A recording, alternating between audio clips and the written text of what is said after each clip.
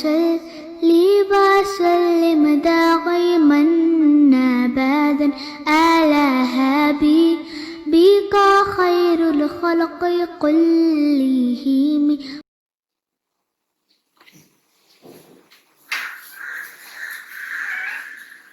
السلام عليكم ورحمة الله وبركاته.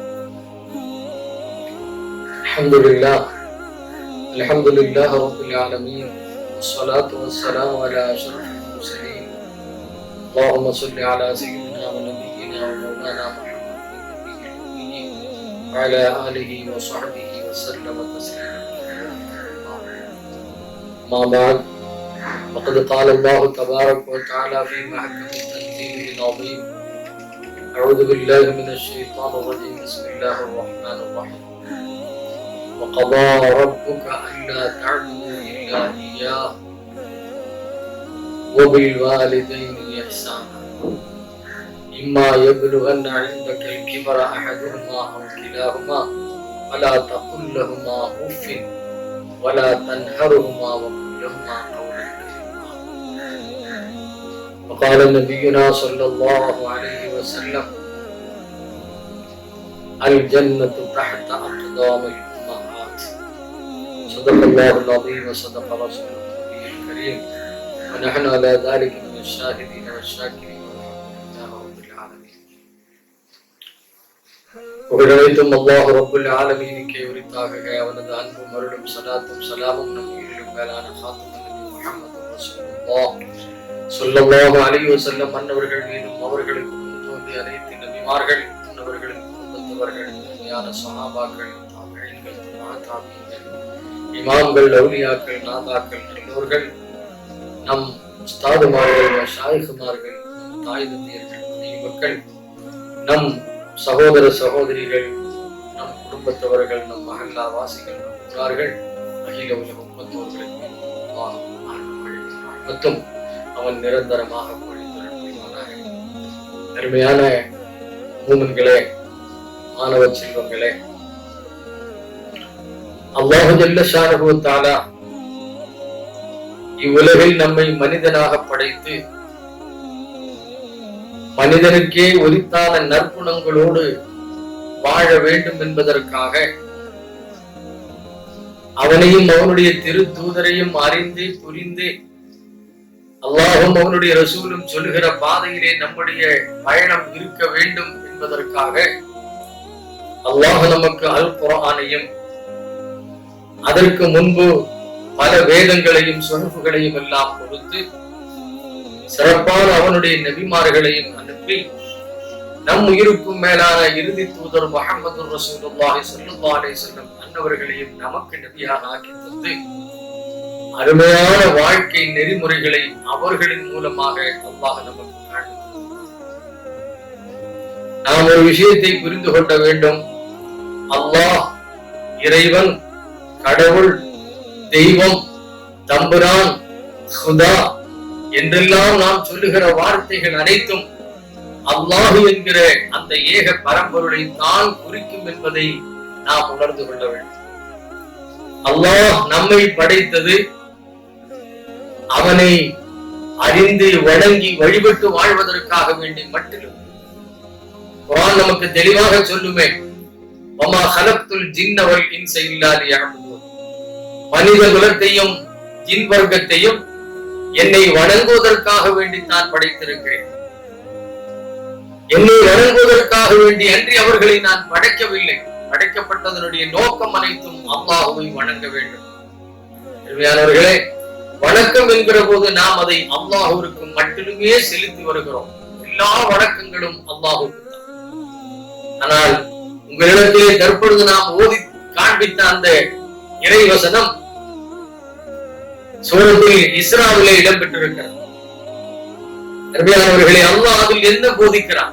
வகலா ரப்புக அல்லா தஅபுது இல்லா இய்யா. உங்களுடைய ரப்பு உங்களுக்கு சட்டமாக்கி இருக்கிறான். அவன் உங்களுக்கு தீர்ப்பு சொல்லுகிறான். உங்களுக்கு அவன் ஃபரமாக்கி இருக்கிறான். என்ன? அல்லா தஅபுது இல்லா இய்யா. அவனை என்று வேறு யாரையும் நீங்கள் வணங்கிவிடக் கூடாது. வணக்கம் என்பது கலப்பற்றதாக தூய்மையானதாக அல்லாஹ்விற்கு மட்டுமே இருக்க வேண்டும். அந்த வணக்கத்திற்கு அடுத்தபடியாக வணக்கம் என்று சொல்கிற போது தொழுகை மட்டும் தான் வணக்கம் என்பதல்ல. நம்முடைய 24 மணி நேர வாழ்க்கையும் வணக்கமாகவே அமைய பெற்றுவிடும்.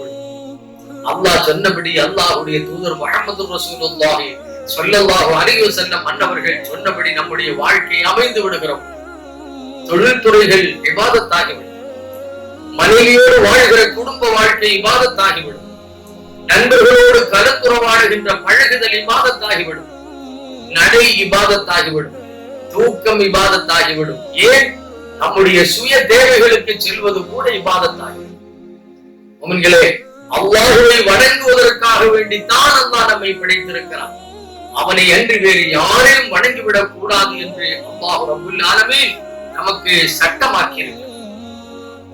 அடுத்தபடியாக அல்லாஹ் வபில் வாலிதைனி இஹ்சானா, அல்லாஹ்வை வணங்கியதற்கு அடுத்தபடியாக ஒரு உண்மை விசுவாசியான ஆணுக்கும் பெண்ணுக்கும் என்ன கடமை? தாய் தந்தையர்களிடத்திலே நல்லவர்களாக நடந்து கொள்வது, இஹ்சானுடையவர்களாக நடந்து கொள்வது, தாய் தந்தையர்களுக்கு ஹிதுமத்து செய்து பணிவிடைகளை செய்து அவர்களுடைய மனம் குளிரும்படியாக நடந்து கொள்வது.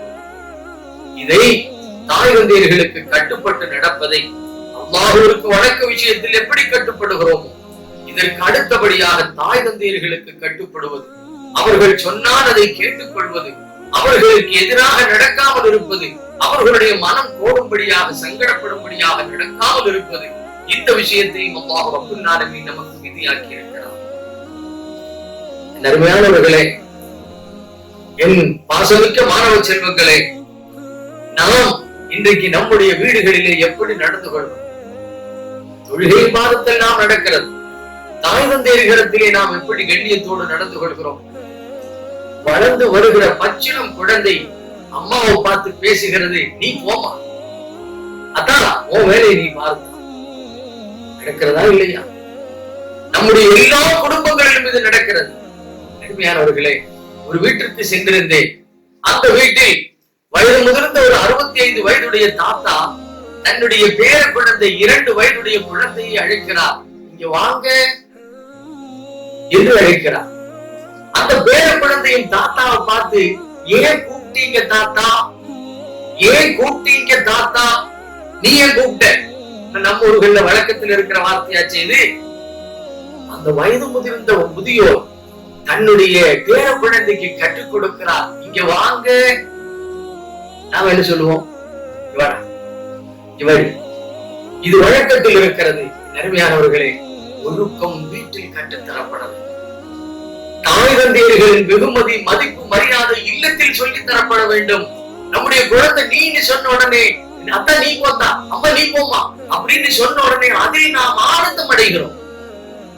அப்படி பேசுகிற குழந்தைக்கு அம்மாவை பார்த்து நீ என்று சொல்லாதே தங்கம், அத்தாவை பார்த்து நீ போத்தான்னு சொல்லாதே. மாறாக அத்தாவிடத்திலும் அம்மாவிடத்திலும் பேசுகிற போது, அம்மா நீங்க வாங்கம்மா, அத்தா நீங்க போயிட்டு வாங்கத்தா என்று கண்ணியம் கலந்த வார்த்தைகளை குழந்தைகளுக்கு ஆரம்பத்தில் இருந்து கற்றுக் கொடுங்கள். இந்த ஒழுக்கம்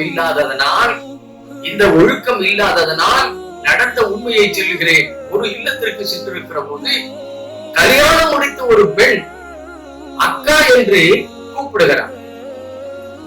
இந்த கல்யாணம் முடிச்ச பெண் அக்கான்னு கூப்பிடுறானோன்னு தன்னுடைய அக்காவை தான் அக்கான்னு கூப்பிடுறான்னு நீங்க நினைச்சுக்காதீங்க. தன்னை பெற்றெடுத்த தன்னுடைய அம்மாவை அந்த மணப்பெண் அக்கா என்று கூப்பிடுகிறார். தூக்கி வாங்கி போட்டது. இங்க உங்க பிள்ளையும் உங்க மருமகனும் தானே இது, இந்த பிள்ளை எப்படி உங்களை அக்கான்னு கூப்பிடுது? ஆரம்பத்தில இருந்து என் தங்கச்சி என்ன அக்கா அக்கான்னு கூப்பிடுறத பார்த்து என் பிள்ளையும் என்ன அப்படியே அக்கா அக்கான்னு கூப்பிட ஆரம்பிச்சு.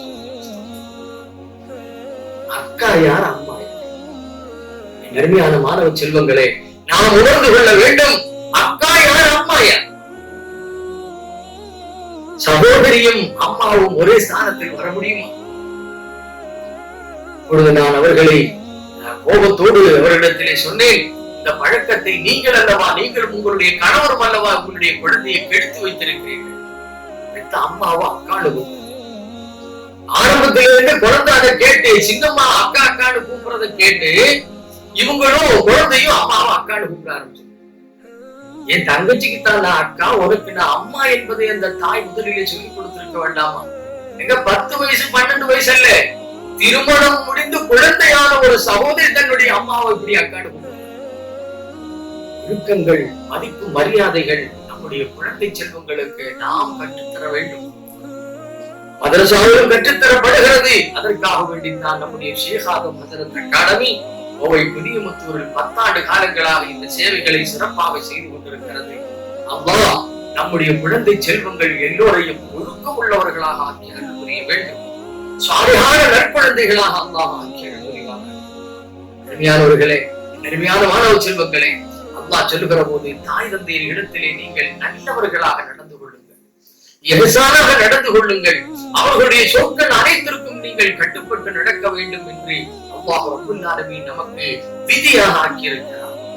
அடுத்தும் அல்லாஹ் சொல்லுகிற போது இம்மா யப்லுகன் அழுத்தக்கல் கிபர அஹதுஹுமா அவ் கிலா, அந்த தாய் தந்தையர்களில் ஒருவரோ அல்லது இருவருமோ உங்களிடத்திலே இருக்கக்கூடிய சூழ்நிலையில் அவர்கள் முதுமையானவர்களாக ஆகிவிட்டால் அவர்களை மிகவும் கண்ணியத்தோடு நடத்திக் கொள்ள வேண்டும், மிகவும் பக்குவத்தோடு பார்த்துக் கொள்ள வேண்டும்.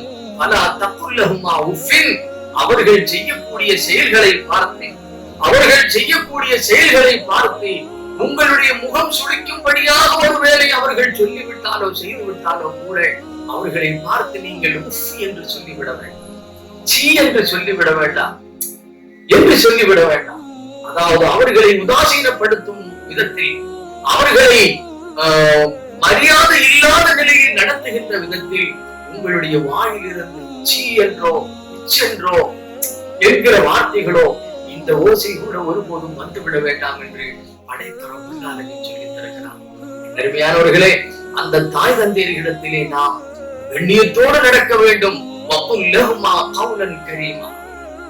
தன்னை அல்லாஹ் என்று உணர்ந்து கொண்ட அடியார்கள் தன்னை வணங்க வேண்டும் என்று விரும்புகிற ரப்பல் ஆலமீன் நம்மை நோக்கி சொல்லுகிறார்,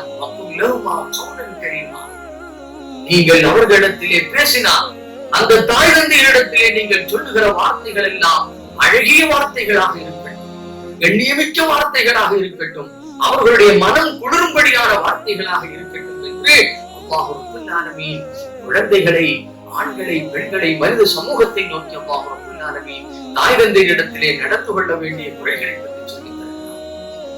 அல்லாஹ் நம்மை படைத்தார், அதற்கு அடுத்தபடியாக நம்முடைய தாய் தந்தையர்கள், அதிலும் குறிப்பாக நம்முடைய தாய் நமக்காக வேண்டி பட்ட சிரமங்கள், கஷ்டங்கள் வார்த்தைகளால் வடிக்க முடியாது. கிட்டத்தட்ட 20-25 ஆண்டுகளுக்கு மேலாக தன்னுடைய தாய்க்கு ஹிதமத்து செய்து கொண்டிருந்த, காலம் கழியுமெல்லாம் ஊனமுற்றிருந்த தாய்க்கு ஹிதமத்து செய்து செல்லும் இடத்திலெல்லாம் அவர்களை தன்னுடைய தோள் மீது, தலை மீது தூக்கி திரிந்த சஹாபி அல்லாஹ்வுடைய ரசூல் ஸல்லல்லாஹு அலைஹி வஸல்லம் அன்னவரிடத்திலே கேட்டார்களே, என்னுடைய தாய்க்கு நான் இப்படி ஹிதமத்து செய்து வருகிறேன் இத்தனை ஆண்டுகளாக, அவர்களுக்கு நான் செய்ய வேண்டிய பணிவிடைகளை, சுக்ரை, நன்றியை நான் நிறைவேற்றி விட்டேனா யா ரசூலல்லாஹ் என்று கேட்கிற போது நபி ஸல்லல்லாஹு அலைஹி வஸல்லம் தன்னுடைய அருமையான சஹாபிக்கு என்ன சொன்னார்கள்? உங்களுடைய தாய் உங்களை பெற்று சுமந்து பெற்றெடுத்தார்களே, அந்த காரியத்திற்கு கூட நீங்கள் நன்றி இன்னும் செலுத்தவில்லை என்று நபி ஸல்லல்லாஹு அலைஹி வஸல்லம் சொன்னார்கள். தாய் தந்தையர்களை எப்படி மதிக்க வேண்டும்? அவர்களை பற்றி உண்டான மதிப்பு, மரியாதை எல்லாம் நமக்கு தெரியறதில்லை. இதுவரைக்கும் நாம நிக்காஹ் செஞ்சு நாம ஒரு குழந்தைய, 2 குழந்தைய பெற்றெடுக்கிற வரைக்கும் அது தெரியறதில்லை. ஏண்டா, இந்த குழந்தைய பெற்றெடுத்து நாம வளர்க்கிற காலகட்டங்கள்ல தான் அவங்களை பற்றி உண்டான அந்த வருத்தம் நமக்கு தெரிகிறது. சுப்ஹானல்லாஹ், நம் தாய் தந்தையர்கள் நமக்காக எவ்வளவு பாடுபட்டிருக்கிறார்கள், எவ்வளவு தியாகம் செய்திருக்கிறார்கள் என்பதை ஒவ்வொரு ஆண்மகனும் ஒவ்வொரு பெண்ணும் புரிந்து கொள்ளக்கூடிய கட்டங்கள் திருமணம் முடிந்து குழந்தை பெற்றதற்கு பின்புதான். அல்லாஹ் ரப்பல் ஆலமீன் குர்ஆனை பார்க்கிற, ஓதுகிற எல்லா மனிதர்களுக்கும் அல்லாஹ் வலியுறுத்துகிறார், தாய் தந்தையர்களிடத்திலே எப்பொழுதும் கண்ணியமாக நடந்து கொள்ளுங்கள், அவர்களிடத்திலே நீங்கள் எப்படி நடந்து கொள்ள வேண்டும் என்பதை பற்றி மிருதுவாக நடந்து கொள்ள வேண்டும். அடுத்தும் அல்லாஹ் சொல்லுகிற போது அந்த தாய் தந்தையர்களுக்காக வேண்டி உங்களுடைய ஜனாகளை, உங்களுடைய இறக்கைகளை அவர்களுக்காக வேண்டி நீங்கள் பணிய செய்து விடுங்கள், விரித்து விடுங்கள் என்று அருமையானவர்களே, தாய் தந்தையர்களுக்காக வேண்டி அங்க வந்து நீயா நானா போட்டி போடுற இடம் அல்ல தாய் தந்தையர்கள். அவர்கள் செய்த தியாகத்திற்கு முன்னே உங்களுடைய பணிவு என்ற, உங்களுடைய இரக்கம் என்ற, கருணை என்ற உங்களுடைய இறக்கையை நீங்கள் அவர்களுக்காக வேண்டி விரித்து விட வேண்டும். அந்த இறக்கையின் மீது நீங்கள் அவர்களை சுமந்து கொள்ள வேண்டும். ஸல்லல்லாஹு அலைஹி வஸல்லம் அவர்கள் அருமையாக சொன்னார்கள், அல் ஜன்னத்து தஹ்த அக்தாமில் உம்மஹாத். உங்களுக்கு உண்டான சுவனம், நீங்கள் செல்ல வேண்டிய, நீங்கள் விரும்புகிற எந்த சுவனத்திற்காக வேண்டி இந்த உலகத்திலே நீங்கள் ஒட்டுமொத்த வாழ்க்கையையும் தயாராக்கி கொண்டிருக்கிறீர்களோ அந்த சுவனம் உங்களுடைய தாயின் பாதத்திற்கு கீழே என்று அறிவினபி ஸல்லல்லாஹு அலைஹி வஸல்லம் அவர்கள் சொல்லியிருந்தார். நபி ஸல்லல்லாஹு அலைஹி வஸல்லம் அவர்கள் தங்களுடைய 6வது வயதிலேயே தன்னுடைய தாயார் ஆமினா ரலியல்லாஹு அன்ஹா அன்னவர்களை இழந்து நின்றவர்கள். தாய் பாசத்தை முழுமையாக அனுபவிக்க முடியாத வாழ்க்கை வாழ்ந்தவர்கள். நபி ஸல்லல்லாஹு அலைஹி வஸல்லம் அவர்கள் நமக்கு சொல்லுகிறார்கள், தாயின் பாதத்திற்கு கீழே சொர்க்கம் இருக்கிறது. அப்படியானால் நம்முடைய பணிவு, கருணை, இரக்கம் என்கிற இந்த ரெக்கைகளை கீழே விரித்து அவர்களை அதிலே சுமக்க வேண்டும். அவர்களுடைய மனம் சந்தோஷப்படும்படியாக நடந்து கொள்ள வேண்டும். இது விஷயமாக சொன்ன செய்திகள் ஏராளம் ஏராளம் இந்த ஹதீஸ் கிரந்தங்களிலே புதைந்து கிடக்கிறது. அவர்களுடைய கண்ணீர் துளிகளுக்கு நீங்கள் ஆளாகிவிடக் கூடாது. அவர்களுடைய மன சங்கடங்களுக்கு நீங்கள் ஆளாகிவிடக் கூடாது. ஏனென்றால் உங்களுடைய தாய் தந்தையர்கள் உங்களை பார்த்து, உங்களுடைய செயல்களை பார்த்து, உங்களுடைய நடவடிக்கைகளை பார்த்து, உங்களுடைய ஹிதுமத்தை பார்த்து, அவர்களுக்கு நீங்கள் செய்கிற இந்த பணிவிடைகளின் மூலமாக அவர்கள் மனம் குளிர்ந்து உங்களுக்காக வேண்டி துஆ செய்வார்கள். அல்லாஹ் என் குழந்தையை சரியான குழந்தையை ஆக்கிறதுக்கு எல்லா பரக்கத்துக்களையும் உலகத்தில் கொடு, ஆஃபியத்தை கொடு, ஆரோக்கியத்தை கொடு, செழிப்பான வாழ்க்கையை கொடு, நல்ல மனைவி, நல்ல மக்களை கொடு என்றெல்லாம் தாய் தந்தையர்கள் நமக்காக வேண்டி மனம் குளிர்ந்து கேட்கிற இந்த துஆக்கள் இருக்கிறதே. ரசூலுல்லாஹி ஸல்லல்லாஹு அலைஹி வஸல்லம் சொன்னாங்க, ரிதல் ரப்பி ரிதல் வாலிதி. அல்லாஹ் படைத்த நாயன் நம்மை நோக்கி பொருத்தப்பட வேண்டும், திருப்திப்பட வேண்டும், நம்மை நோக்கி அவன் சந்தோஷப்பட வேண்டும் என்றால் எப்பொழுது அல்லாஹ் நம்மை நோக்கி சந்தோஷப்படுகிறான்? நம்முடைய தாய் தந்தையர்கள் நம்மை பொருந்திக் கொண்டால், நம்முடைய தாய் தந்தையர்கள் நம்மை பார்த்து சந்தோஷப்பட்டு கண்குளிர்ச்சியாகி விட்டார்கள் என்றால் அல்லாஹ் நம்மை பார்த்து சந்தோஷப்படுகிறான். என்னுடைய அடியான், என்னதான் நீங்க வணங்கணும் என்று நான் உங்களுக்கு சட்டமாக்கி இருக்கிறேன், தீர்ப்பு செய்திருக்கிறேன், முடிவாக்கி இருக்கிறேன் என்று சொன்னாரோ, அதற்கு பின்பு வபில்வாலிதைனி இஹ்சானா, உங்களுடைய தாய் தந்தையரிடத்திலே நீங்கள் நல்ல மக்களாக, நற்குணமுடையவர்களாக நீங்கள் இருக்க வேண்டும் என்று நான் சொன்னதை என்னுடைய அடியான், என்னுடைய இந்த அடிமையான ஆண், என்னுடைய இந்த அடிமையான பெண் சரியாக நிறைவேற்றி விட்டார்கள் என்று நம் தாய் தந்தையர்கள் நம்மை நோக்கி சந்தோஷப்படுகிற போது, பொருத்தப்படுகிற போது அல்லாஹ்வும் நம்மை நோக்கி சந்தோஷப்படுகிறார். இதே நேரத்தில் தாய் தந்தையர்கள் நம்மின் மீது கோபம் அடைந்து விட்டால், அருமையானவர்களே, நீங்கள் எவ்வளவு பெரிய வணக்கசாலிகளாக, எவ்வளவு பெரிய இபாதத்தாரியாக, குடைவள்ளலாக, ஹாஜியாக, பெரிய மகத்தமிராக நீங்கள் யாராக இருந்து விட்டாலும் தாய் தந்தையர்கள் நம்மின் மீது கோபப்பட்டு விட்டால் அல்லாஹ்வும் நம்மின் மீது கோபம் அடைந்து விடுகிறார் என்று நபி ஸல்லல்லாஹு அலைஹி வஸல்லம் அவர்கள் சொல்கிறார்கள். அருமையான மாணவ செல்வங்களே, இந்த செய்திகளை கேட்டுக் கொண்டிருக்கக்கூடிய நல்லோர்களே, தாய் தந்தையர்கள் யாருக்கு அல்லாஹ் ஹயாத்தோடு இப்பொழுது தந்திருக்கிறானோ அவர்களுடைய விஷயத்தில் கண்ணியமாக நடந்து கொள்ளுங்கள். அவர்களுடைய மனம் குளிரும்படியாக நடந்து கொள்ளுங்கள்.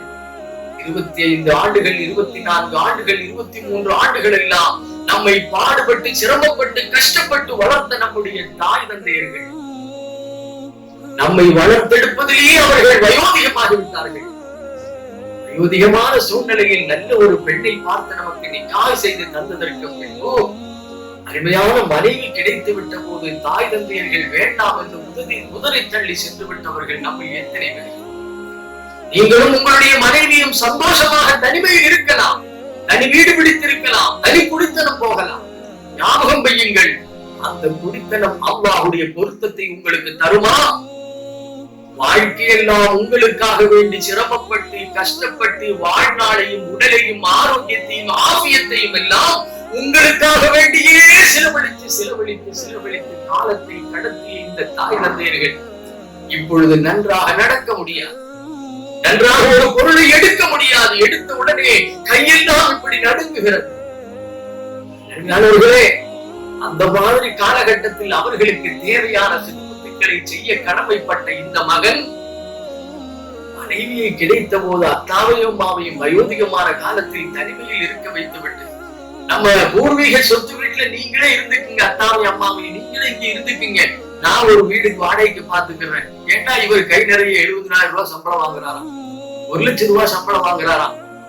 1000 ரூபாய் சம்பளம் வாங்குற அத்தா, அன்னைக்கு உனக்கு ஒரு வேளை பால் கொடுக்காம உன்னை வளர்த்தனே, வேளா வேலைக்கு உனக்கு பால், வேளா வேலைக்கு உனக்கு பிஸ்கட், வேளா வேலைக்கு வீட்டுக்கு வருகிற போதெல்லாம் நீ கேட்ட சாக்லேட் முட்டாய்கள் நீ விரும்பி அனைத்தையும் உனக்கு 1000 ரூபாய் சம்பளத்தில் கொண்டு வந்து தந்த தந்தை, அந்த வருமானத்தில் உன்னை கண்கலங்காமல் பார்த்து கொண்டு உன்னுடைய தாய். நன்மையான ஆண்களே, பெண்களே, சகோதரர்களே, நன்மையான மாணவ செல்வங்களே, தாய் தந்தையர்களை எப்பொழுதும் கண்ணியத்தோடு நடத்துவோம், மரியாதையோடு நடத்துவோம். ஸல்லல்லாஹு அலைஹி வஸல்லம் மற்றவர்கள் சொன்னதை போன்று நம்முடைய சுவனம் நம்முடைய தாயின் பாதத்திற்கு அடியில், நம்முடைய தாய் தந்தையர்களின் பாதத்திற்கு அடியில் இருக்கிறது. அவற்றை பெறுவதற்கு அல்லாஹ்வை வணங்கியதற்கு பின்பு அவர்களுக்கு உண்டான அனைத்து கண்ணியமும் மரியாதையும் மதிப்பும் கொடுக்கப்பட வேண்டும். தள்ளாத வயதில் ஒருபோதும் அவர்களை தனிமைப்படுத்தி விட்டு செல்லாதீர்கள். அவர்களுடைய கோபத்திற்கு நீங்கள் ஆளாகிவிட்டால் உங்களுடைய இந்த உலக வாழ்க்கையும் நாசமாகிவிடும், அவருடைய வாழ்க்கையும் நாசமாகிவிடும், ஆகிரத்தினுடைய வாழ்க்கையிலும் மோசம் போய் விடுவீர்கள். தாய் தந்தையர்களுடைய துவாவை நீங்கள் பெற்றுக் கொண்டால் இம்மையினுடைய வாழ்க்கையும் உங்களுக்கு சிறப்பாக அமையப்பெறும், அவருடைய வாழ்க்கையும் வெளிச்சமாக இருக்கும். நாளை ஆகிரத்திலும் முத்துநபி ஸல்லல்லாஹு அலைஹி வஸல்லம் மன்னவர்களோடு சுமரத்திலே சேர்த்து வாழ்கிற நல்ல தௌஃபீக்கையும் அல்லாஹ் தருவார். அந்த வாக்கியம் பெற்ற நன்மக்களாக அல்லாஹ் நம் அத்தனை பேர்களையும் கபூல் செய்வானாக. நம்முடைய தாய் தந்தையர்களுக்கு நாம் ஹித்மத் செய்ய முடியவில்லையே, வாழுகிற காலத்தில் அவர்களுக்கு ஒன்றும் செய்ய முடியலையே, அவங்க வஃபாத் ஆயிட்டாங்களே, நான் இப்ப என்ன செய்யறதுன்னு பல ஆண்களும் பெண்களும் வருத்தத்தோடு பார்க்கிறோம். அவர்களுக்காக வேண்டி ஒவ்வொரு வக்திலும் துஆ செய்யுங்கள். நீங்கள் உணவு உண்ணுகிற போது, நீங்கள் நல்ல நிலையில் இருக்கிற போது, எல்லா நேரத்திலும் அவர்களை நினைத்து ஒரு சில ஏழைகளுக்கு உணவு கொடுங்கள், தான தர்மம் செய்யுங்கள். தாய் தந்தையர்களுக்காக வேண்டிய அனுதினம் துஆ செய்யுங்கள். அவர்களுக்காக வேண்டிய ஈசா சவாபுகளை செய்து அனுப்புங்கள். தாய் தந்தையர்கள் யாருக்கு உயிரோடு இருக்கிறார்களோ அவர்களுடைய ஒருவேளை நீங்கள் இப்பொழுது இந்த செய்தியை கேட்கிற போது அவர்களோடு கோபதாபத்தோடு இருந்திருந்தால் கூட உடனடியாக அவர்களிடத்திலே சென்று முழுமையாக மன்னிப்பு கேட்டு செய்த எல்லா தவறுக்கும் அவர்களிடத்திலே பொருத்தத்தை கேட்டு அவர்களுடைய துஆவை வாங்கிக் கொள்ளுங்கள். அந்த துஆவை நீங்கள் பெற்றுக் கொண்டால் நமக்கு இன்மை மறுமை எல்லாம் சுபிட்சமாகும். அல்லாஹ் ரப்பல் ஆலமீன் அவனையே வணங்கி வழிபட்டு அவருடைய ஹபீப் ஸல்லல்லாஹு அலைஹி வஸல்லம் மன்னவர்களுக்கு முழுமையாக கட்டுப்பட்டு அவர்களுடைய சுன்னத்தை அவர்களை உயிருக்கு மேலாக நேசித்து பின்பற்றி தாய் தந்தையர்களை உயிருக்கு மேலாக நேசித்து அவர்களுக்கு ஹிதமத்தை செய்து அவர்களுக்கு பணிவிடை செய்து அந்த துஆ பரக்கத்தினால் நாளை சுவனம் அடையக்கூடிய பாக்கியசாலிகளாக அல்லாஹ் நம்மை கபூல் செய்வானாக. நமக்கு கல்வி தந்த நம் உஸ்தாதுமார்கள் நம்மை வஃபாத்தாக சென்று விட்டு நம்முடைய மஷாயிஹுமார்கள், உலமா பெருமக்கள், நம்முடைய குடும்பத்தவர்கள் எல்லோர்களுக்கும் அல்லாஹ் அந்த நசீபை தந்தருள்வானாக. நாம் பெற்றெடுத்த நம்முடைய குழந்தை செல்வங்களுக்கும் அல்லாஹ் அந்த நல்ல நசீபை தந்தருள்வானாக. அல்லாஹ் இம்மையிலும் அனைத்து பாக்கியங்களையும் தந்து கபரிலும் அனைத்து சந்தோஷங்களையும் தந்து நாளை ஆகிரத்திலும் ஹவுதுல் கௌசரிலிருந்து மாணவி ஸல்லல்லாஹு அலைஹி வஸல்லம் அவர்களுடைய திருக்கரத்தால் நீரெழுதுகிற பாக்கியத்தையும் உயர்ந்த அவர்களுடைய ஷஃபாத்தை பெற்று அவர்களோடு சேர்ந்து அவர்களுடைய பூமுகத்தை பார்த்துக் கொண்டே சுவனத்தில் வாழ்கிற பாக்கியமிக்க வாழ்க்கையில் தான் நமக்கு நாம் நசீபாக்கிடுவானாக. அஸ்ஸலாமு அலைக்கும் வரஹ்மத்துல்லாஹி